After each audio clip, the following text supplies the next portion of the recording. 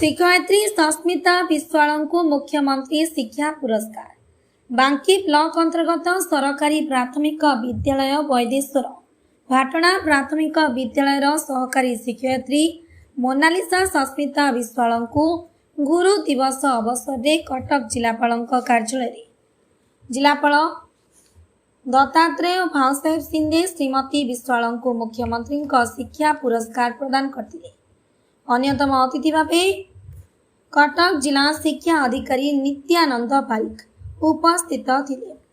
जिलार 15टी block जड़े लेखाएं प्राथमिक शिक्षक पुरस्कार पाइथिबा बेले बांकी ब्लॉक जड़े शिक्षयित्री सस्मिता विश्वाल पुरस्कृत होइछंती।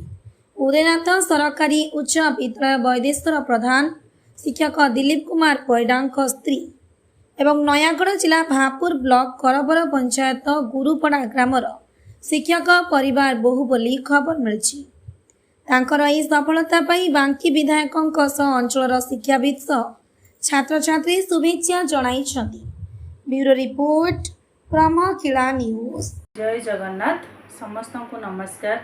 मु सस्मिता विश्वाल सहकारी शिक्षयित्री सरकारी उच्च प्राथमिक विद्यालय वैदेश्वर पाटना।